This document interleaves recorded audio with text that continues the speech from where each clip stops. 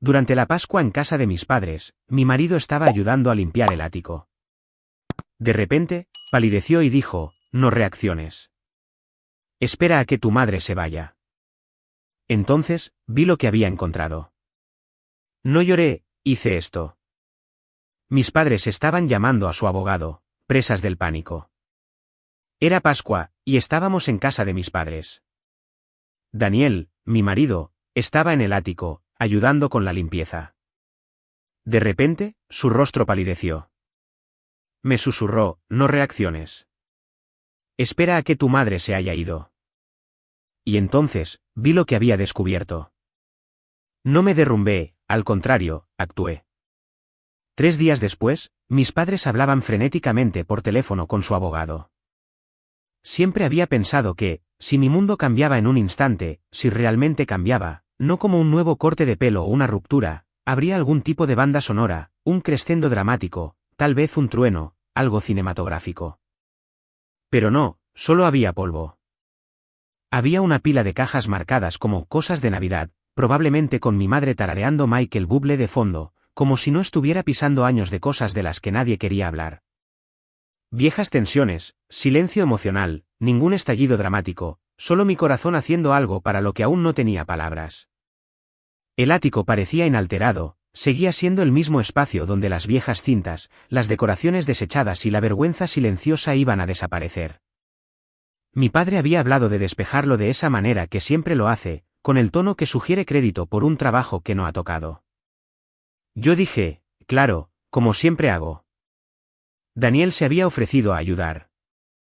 Por supuesto, así es él. Aparece, especialmente cuando otros fingen no ver. Yo seguí allí, metida hasta los codos en un cubo de cables de extensión anudados y amarillentos. Mamá estaba en la esquina más lejana, hurgando en una caja de guirnaldas, mascullando sobre ratones. Daniel se había movido al otro lado, en silencio, haciéndose útil a su manera suave y confiable. Fue entonces cuando noté la quietud. Él no se movía. Levanté la vista y lo vi agachado detrás de una pila de cajas, con los ojos fijos en algo, sin pestañear, sin aliento. Daniel, lo llamé. Se movió lo suficiente como para captar mi mirada. Su rostro había perdido todo color. Luego, se levantó lentamente y se acercó a mí. Se arrodilló a mi lado y murmuró, no reacciones. Espera a que tu madre se vaya. Ese fue el momento en que lo sentí.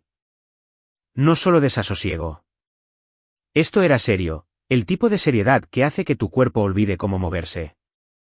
No dijo, ven a ver, no susurró, necesitas ver esto. Solo, no reacciones.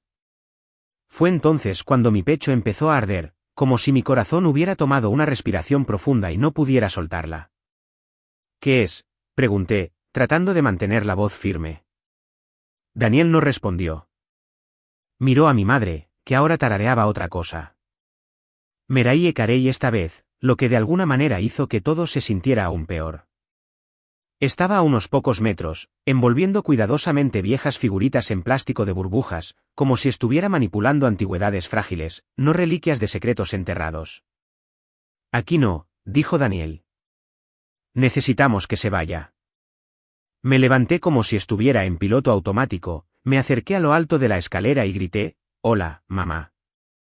¿Puedes ver si todavía tenemos esa aspiradora con la manguera? Podría ser más fácil que usar la escoba. Ella respondió alegremente, canturreando como siempre, y bajó las escaleras como si fuera un día cualquiera, no el comienzo de que todo se desmoronara. En el momento en que desapareció, Daniel se levantó y señaló. Había un hueco detrás del aislamiento, apenas perceptible, como una arruga en la pared que alguien había intentado borrar. Habían empujado cajas delante, y una alfombra enrollada, tirada encima, como una tapadera para algo magullado y oculto. Daniel no lo tocó. Solo se apartó y me observó. Moví las cajas con manos que no sentía mías. Había una caja de cartón metida de lado, nada especial, solo sellada con cinta adhesiva. Las solapas un poco sueltas, como si la hubieran abierto recientemente y cerrado a toda prisa. La saqué y levanté la tapa. Dentro, una carpeta. De color crema, ligeramente arrugada, limpia, ordenada. La cogí. Se sentía demasiado pesada para lo que era. Mis dedos sudaban. Le di la vuelta. Mi nombre completo estaba impreso en la parte delantera. Daniel no dijo nada, pero no necesitaba que lo hiciera. Miré su rostro, tenso, ilegible, y supe que ya lo había visto. Debió de haberla abierto lo suficiente como para entender, lo suficiente como para saber que necesitaba verla por mí misma. La fecha debajo de mi nombre me dejó helada, 19 años atrás. La abrí, no del todo, solo lo suficiente para ver el encabezado. El formato, como una página impresa deliberadamente para uso legal. Daniel se inclinó y tocó una sección con el dedo suavemente. Leí una sola frase, quizás menos. Luego, dejé de leer. Mi cuerpo no se movió, pero sentí como si mi cerebro hubiera dado un paso hacia atrás. El aire en el ático cambió, no físicamente, emocionalmente. Se sintió como si alguien hubiera encendido una luz que no sabía que estaba allí. Mis oídos empezaron a zumbar. Todavía podía escuchar a Michael Bublé abajo, a mi madre riéndose de su propio chiste. Mi padre, probablemente, fingiendo no escuchar nada. Finalmente, susurré, necesitamos irnos. Por favor, ahora. Daniel asintió. Doblamos la carpeta, la metimos dentro de mi abrigo como si siempre hubiera estado allí, y bajamos las escaleras en silencio. Mi madre estaba al pie de la escalera, sosteniendo la aspiradora y preguntando algo sobre si necesitábamos el accesorio para tapicerías. Surgió algo, le dije. Ya os vais, dijo ella, parpadeando como si no entendiera, como si no fuera un día más de pretender que estábamos todos bien. Volveremos más tarde. Papá no levantó la vista de su crucigrama. Nos despedimos con un beso como si todo estuviera bien. Daniel sonrió como si todo fuera normal. Mi madre me recordó que me llevara las sobras, porque siempre lo hace. No oí lo que dijo después de eso. Caminamos hasta el coche, entramos, cerramos las puertas. No dije nada. Daniel no preguntó. La carpeta se clavaba en mis costillas como si se hubiera convertido en parte de mí. Algo acababa de desmoronarse. O quizás, algo finalmente había encajado. Todavía no lo sabía. Todo lo que sabía era que esto no había terminado, ni de cerca. Solía pensar que todos los hermanos menores se sentían como personajes secundarios, como si nuestro papel principal fuera reaccionar a la trama que le sucedía a otra persona.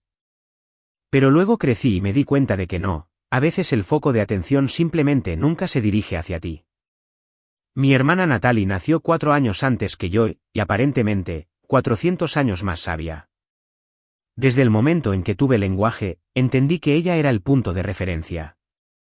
Todo sobre mí se filtraba a través de ella. A Natalie le gustaban las matemáticas, yo era más creativa. Natalie sacaba sobresalientes, yo tenía buena actitud. Natalie recibía un trofeo, yo recibía una cinta de participación y un recordatorio para sonreír para la foto. No era crueldad, era más sutil que eso. Mis padres, mi madre especialmente, tenían una forma de compararnos sin que pareciera que lo estaban haciendo, como si solo estuvieran notando algo como el clima. Y yo, siendo la pequeña esponja observadora que era, aprendí a dejar de pedir demasiado espacio, atención o aliento. La vida de Natalie despegó como algo que leerías en un blog de estilo de vida y te harías el desentendido. Consiguió una beca para un programa de negocios muy competitivo, de esos que son difíciles de pronunciar y siempre suenan más caros de lo que deberían ser. Había una foto de ella sosteniendo un certificado con su nombre, radiante, mi madre a su lado como si le hubiera entregado personalmente el futuro. Después de graduarse, Natalie lanzó su propia empresa, un negocio de coaching de bienestar y productividad, Journaling de Mindfulness, agendas digitales, fuentes limpias, iluminación curada. Tenía declaraciones de visión y testimonios en Instagram antes de tener paredes. Funcionó inmediatamente. Consiguió subvenciones, clientes, entrevistas, el tipo de tracción que hacía que la gente dijera cosas como, es una genio natural, y, algunas personas simplemente están hechas para esto. Y cuanto más éxito tenía, más imposible se volvía. Era arrogante de la manera en que la gente perdona si son fotogénicos y buenos con un micrófono. Empezó a interrumpir a la gente a mitad de la frase, a corregirlos en conversaciones casuales, soltando palabras como alineación de energía, como si el resto de nosotros solo intentáramos seguirle el ritmo. Una vez me llamó Linda por seguir alquilando, como en, oh, Dios mío, qué mono. Todavía estás en ese pequeño apartamento, ¿verdad? Como si yo fuera una perra de rescate con buena actitud. Mi madre estaba obsesionada, no orgullosa, obsesionada. No solo lo apoyaba, sino que lo seguía. Guardaba copias de los cuadernos de los cursos, reposteaba citas en Facebook. Decía cosas como, Natalie está cambiando vidas, como si todos fuéramos parte de una religión y Natalie fuera la mujer en el escenario con el micrófono. Preguntaba constantemente cómo iba el negocio, le daba consejos de marketing. Leía todos los testimonios en voz alta, como cuentos para dormir. A mí no me preguntaba mucho, no sabía a qué me dedicaba realmente. A veces acertaba el título de mi trabajo, a veces no. Dejé de corregirla alrededor de 2019. Natalie tampoco preguntaba, a menos que fuera de esa manera medio risueña y teatral, como si me incluyera por obligación. Y luego, cuando respondía, asentía vagamente, decía, oh, qué bien por ti, y cambiaba de tema. Había una persona que no me trataba como un comodín, Silvia. Me dijeron que era mi tía abuela, aunque nunca la sentí distante. La sentí cercana, constante, como alguien que recordaba cosas sobre ti que no habías dicho en voz alta. Su casa olía a jabón de limón y libros viejos. Tenía un armario con vitrina lleno de tazas de té que nunca usaba, y marcos de fotos sin nadie dentro. Escuchaba más de lo que hablaba, lo que la convertía en lo opuesto exacto a todos los demás en mi familia. Me daba tarjetas de cumpleaños con billetes doblados dentro, me preguntaba qué estaba leyendo, me llevaba a pasear y me llamaba inteligente de una manera que no se sentía como un relleno. Una vez, en su jardín, se inclinó y dijo, quizás este lugar sea tuyo algún día. Yo tenía 7 años. No sabía lo que quería decir. Solo me gustaba cómo sonaba. Murió cuando yo tenía 9. No recuerdo haberla visto enferma. Solo recuerdo que un día estaba allí y luego ya no. Después del funeral, mis padres me dijeron que tenía deudas, que su gran casa era principalmente una ilusión, que no quedaba nada que heredar. Vivió a lo grande, pero debía aún más grande, dijo mi madre como si fuera sabiduría. Lo repitieron con la suficiente frecuencia como para que empezara a sonar ensayado. Recuerdo asentir y no decir nada. Recuerdo haberme detenido antes de preguntar si aún podía usar la pulsera que me dio. En el coche, abrí la carpeta. No hubo un momento dramático, de contención de la respiración. Ni un lento pasar de páginas. Simplemente la abrí. Necesitaba verla. Necesitaba algo que me dijera que no había imaginado el peso en la voz de Daniel cuando había dicho, necesitas ver esto. Mi nombre estaba en la parte superior. La fecha, 19 años atrás. Era un fideicomiso creado por Silvia. Los documentos eran legales, formales, sellados con el tipo de sellos que significan algo. El fideicomiso estaba a mi nombre. Silvia había nombrado a Carol y Richard mis padres, o eso creía como tutores y fideicomisarios financieros. Los términos eran claros, debían revelarme todo en mi 18º cumpleaños. Los activos, fueran los que fueran, eran míos. También había una carta. Estaba doblada entre las páginas, guardada cuidadosamente, como si alguien esperara que sobreviviera a ser ignorada. La abrí. Mi querida Mara. Si estás leyendo esto, entonces ya me he ido. Y las personas que te criaron han decidido que ahora es el momento de que finalmente aprendas la verdad. Rezo para que te lo hayan contado todo. Mereces saber exactamente quién eres. Mi nombre es Silvia. Siempre me has conocido como tu tía abuela, pero en realidad, soy tu abuela. Tu madre, Celia, era mi hija. Ella falleció cuando eras muy joven, demasiado joven para tener recuerdos reales de ella, pero no demasiado joven para ser recordada. Después de la muerte de Celia, tu tía Carol y su marido Richard te acogieron. Carol es la medio hermana de Celia, y Richard su cuñado. Se convirtieron en tus tutores, y por eso, les estoy sinceramente agradecida. Pero era mi deseo explícito, claramente establecido, que se te dijera la verdad una vez que cumplieras los 18 años. Ellos no te dieron a luz. Tú naciste de Celia, y de mí. Creé este fideicomiso para que tuvieras algo sólido, una base, algo que tu madre nunca tuvo, algo de lo que pudieras crecer, un futuro que sería enteramente tuyo. Espero que hayan honrado eso. Espero que esto te haya sido entregado en tu 18º cumpleaños, como pedí. Y más que nada, espero que nunca hayas pasado por la vida sintiéndote en segundo plano. Con todo el amor que tengo. Sylvie. Me quedé mirando la carta, la firma, las palabras. No naciste de ellos. Y sentí como si toda mi vida se inclinara, ligeramente descentrada. Daniel se sentó a mi lado, sin decir nada. Doblé la carta lentamente y la volví a meter en la carpeta. Luego, me quedé quieta, tratando de respirar como si fuera algo nuevo que tenía que aprender a hacer. El abogado ni se inmutó cuando le entregué la carpeta. Hizo un lento y medido asentimiento, como si este tipo de cosas ocurrieran más a menudo de lo que a cualquiera le gustaría admitir. Luego, dijo, muy bien, el primer paso es presentar una demanda formal de rendición de cuentas. Están legalmente obligados a darte un desglose financiero completo. Daniel permaneció a mi lado, en silencio, con su mano descansando suavemente en mi pierna. Yo tampoco tenía mucho que decir, solo asentí. Se sentía como si estuviera reaprendiendo a existir, pero todo estaba sumergido, como si estuviera bajo el agua. La carta fue enviada más tarde esa semana. Me imaginé aterrizando en su puerta, pulcramente sellada en un sobre simple, la dirección de remitente escrita con tinta negra y nítida, muy formal, muy civil, una granada disfrazada de pregunta. No llamaron de inmediato. No hasta el segundo día.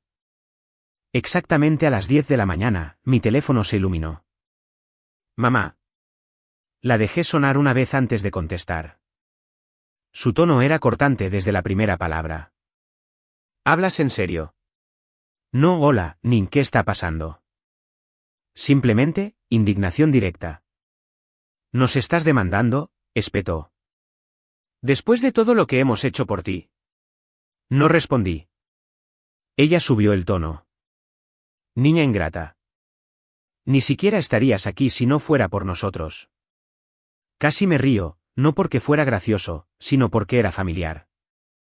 Ese tono, ese cambio de volumen, esa marca patentada de indignación maternal que siempre me hacía sentir como un cable vivo a punto de romperse. Mamá, dije, con la voz inexpresiva. No me llames así. No ahora. De fondo, podía oír movimiento, pasos. Me la imaginé paseando por la cocina, el teléfono inalámbrico apretado en una mano y la furia ardiendo en la otra. Me pregunté si todavía llevaba ese delantal con limones. Te acogimos, dijo. Te criamos. Pagamos tu comida. ¿Sabes cuánto cuesta criar a un niño? ¿Y esto así nos lo agradeces? No era tuyo para pagarlo.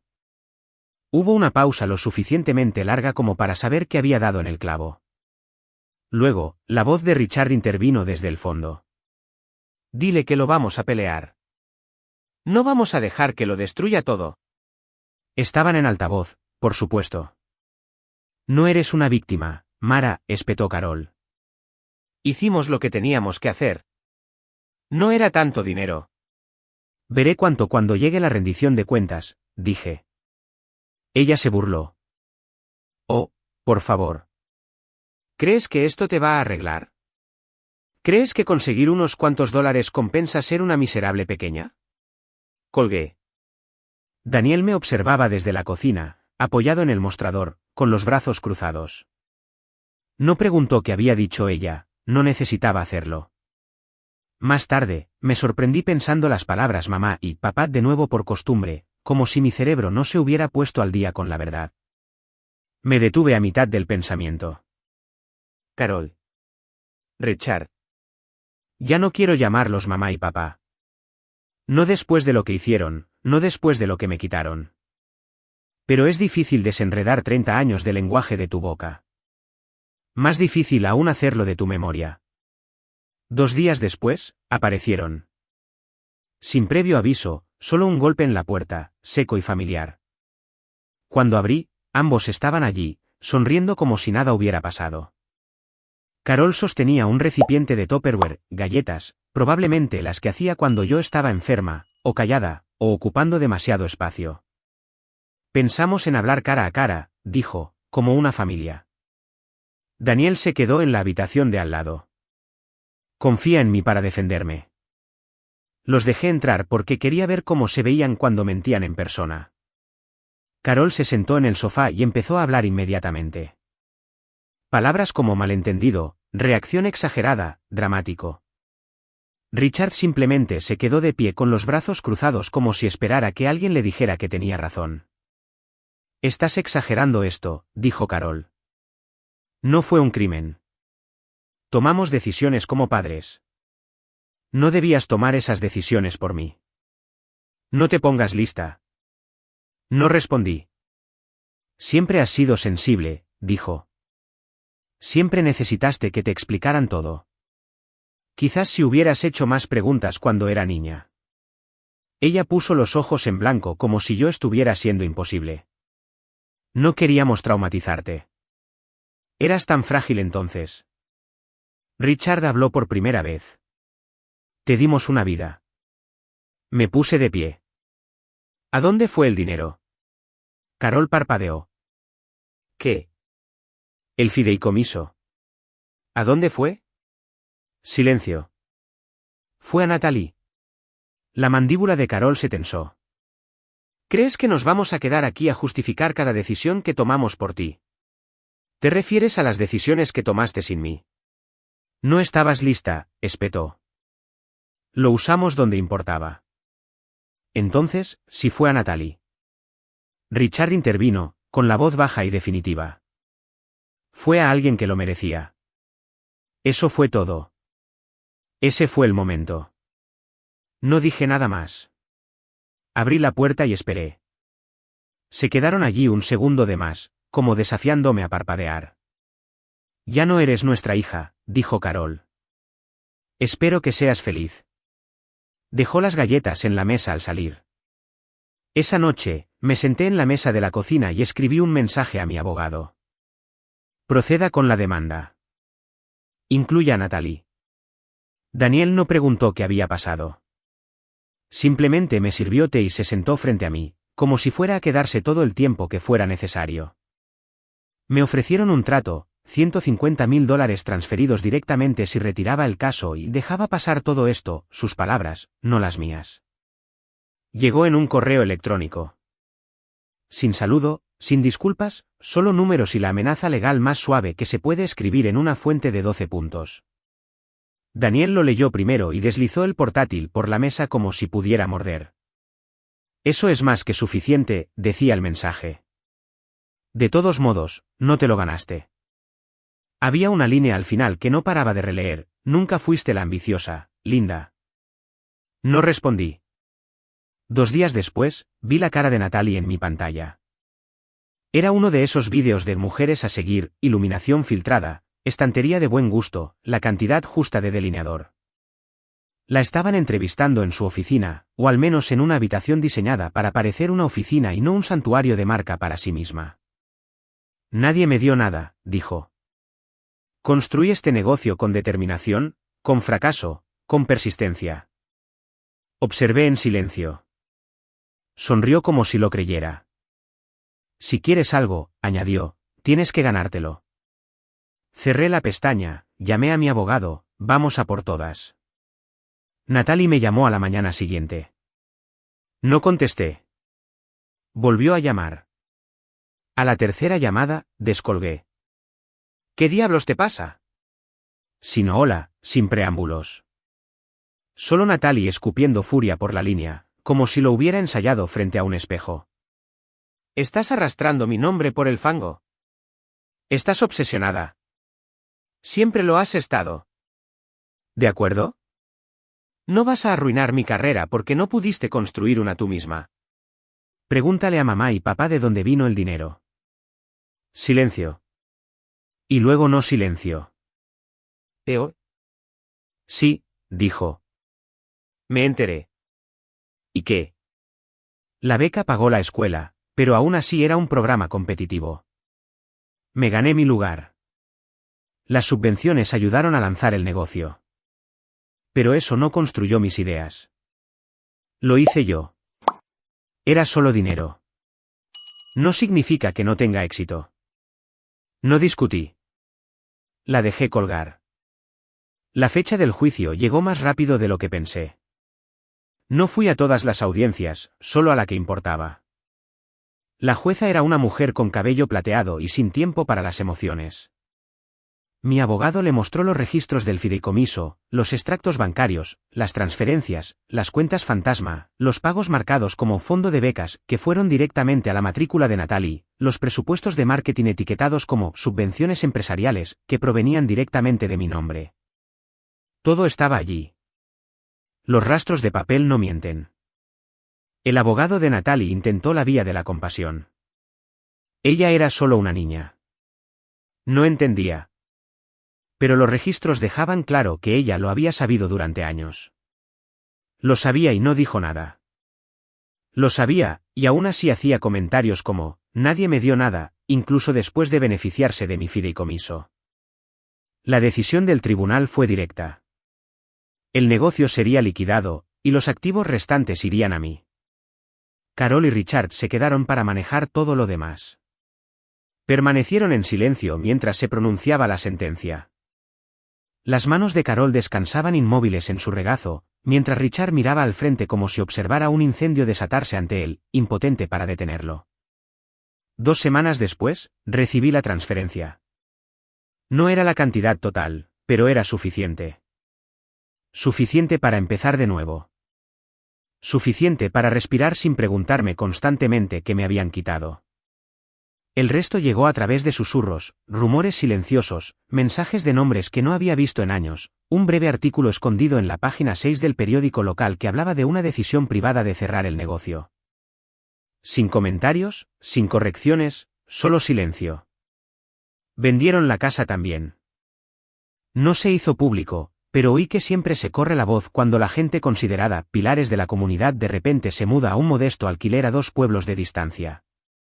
Natalie se mudó de nuevo con ellos. Aparentemente, estás recalibrando, lo cual es hilarante considerando que así llamaba a su curso online de $39 para personas a las que acababan de dejar o despedir.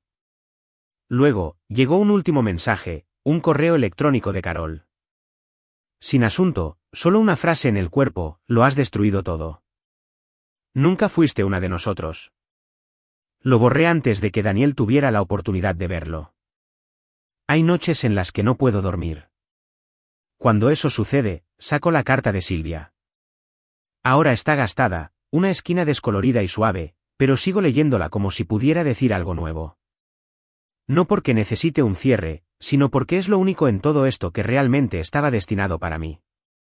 No he compartido mi próximo movimiento con nadie. No siento que deba hacerlo. Honestamente, no estoy lista para construir nada ahora mismo. Solo quiero quedarme quieta por un momento y finalmente sentir que el suelo bajo mis pies me pertenece. Nunca imaginé que sentiría esta paz, ni después de las audiencias judiciales, ni después de los extractos bancarios y de convertir viejas fotografías familiares en pruebas legales. Pero aquí estoy. Carol y Richard no se han comunicado desde el fallo. Natalie también ha guardado silencio. Estoy bien con eso. La paz que tengo ahora habla más fuerte que su silencio. Nos mudamos a una casa más pequeña, pero con ventanas más grandes. Daniel cocina más a menudo ahora, yo me río más. Recibí todo, el negocio, las cuentas, el fondo de emergencia, el que supuestamente nunca fue destinado para mí, incluso los $150,000 que una vez ofrecieron solo para hacerme desaparecer. Lo acepté, todo. Pensé que sentiría vergüenza. No la siento. Pasaron años mintiéndome. Y ese dinero, siempre debió ser mío. Ahora lo es. ¿Qué haré con él? Todavía no estoy segura. Quizás viaje. Quizás por fin duerma sin apretar los dientes toda la noche. Me reuní con Marisol, una de las viejas amigas de Celia. Tomamos café. Ella trajo fotos y me dijo que Celia había sido salvaje, llena de creatividad y absolutamente enamorada de mí. Eso es todo lo que necesitaba escuchar. No queda nada inconcluso. Lo que era mío finalmente está en mis manos, y ahora me mantengo completamente firme en ello. ¿Fui demasiado lejos o quizás no lo suficiente? Comenta abajo y no olvides suscribirte.